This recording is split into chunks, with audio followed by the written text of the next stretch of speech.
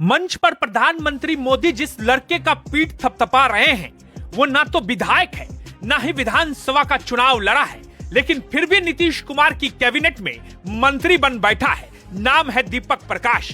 है ना कमाल की बात? किस सोच में पड़ गया? बात 16 आने सच है। आप भी बिना विधायक बने मंत्री बन सकते हैं, वो भी नीतीश कैबिनेट के मंत्री।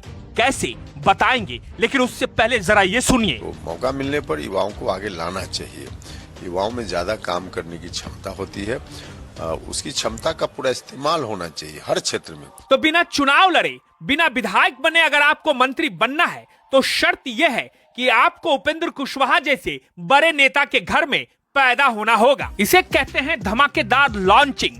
घर से उठाकर सीधे उपेंद्र कुशवाहा ने अपने बेटे को कैबिनेट में बिठा दिया। ना विधायक, ना एमएलसी, राजनीति का कोई भी अनुभव नहीं, फिर भी सीधे मंत्री। उपेंद्र कुशवाहा की पार्टी को एनडीए में 6 सीटें मिली थी। चुनाव में 4 सीट पर विजय पाकर उनके उम्मीदवार विधानसभा पहुंचे, लेकिन उपेंद्र कुशवाहा ने अपने बेटे पर भरोसा किया। उन चारों में एक उनकी पत्नी स्नेहलता कुशवाहा भी थी। चर्चा इस बात को लेकर हो रही थी कि स्नेहलता कुशवाहा को मंत्री बनाया जा सकता है। उनकी पत्नी और उनके अलावा 3 विधायक में से किसी को मंत्री नहीं बनाया जाएगा। उपेंद्र कुशवाहा ने अपने विदेश से लौटे बेटे पर भरोसा किया और उन्हें मंत्री पद की शपथ दिला दी। कमाल की बात यह है कि उपेंद्र कुशवाहा के बेटे दीपक प्रकाश ना तो विधायक है, ना ही उन्होंने चुनाव लड़ा है। अब जरा इस लिस्ट पर भी गौर कीजिए। पूर्व मंत्री शकुनी चौधरी के बेटे सम्राट चौधरी, पूर्व केंद्रीय मंत्री उपेंद्र कुशवाहा के बेटे दीपक प्रकाश, पूर्व केंद्रीय मंत्री दिग्विजय सिंह की बेटी श्रेयसी सिंह, पूर्व केंद्रीय मंत्री जय नारायण निषाद की पुत्रवधू और पूर्व सांसद अजय निषाद की पत्नी रमा निषाद, पूर्व विधायक जगदीश प्रसाद चौधरी के पुत्र विजय चौधरी, पूर्व मंत्री महावीर चौधरी के बेटे अशोक चौधरी,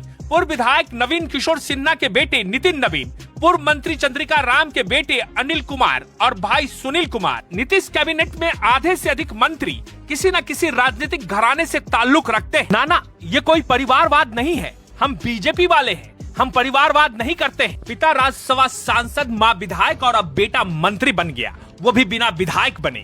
इससे अच्छी किस्मत क्या हो सकती है? 35 वर्षीय दीपक प्रकाश ने MIT मणिपाल से कंप्यूटर साइंस में बीटेक किया है।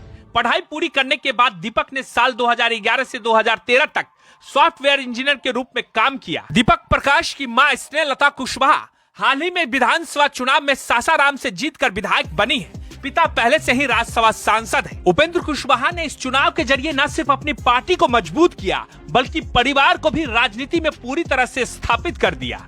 उपेंद्र कुशवाहा के बेटे दीपक प्रकाश को लोग अब तक राजनीति में सक्रिय चेहरा नहीं जानते थे, लेकिन उन्हें मंत्री बनाकर उपेंद्र कुशवाहा ने एक बड़ा राजनीतिक दांव चला है।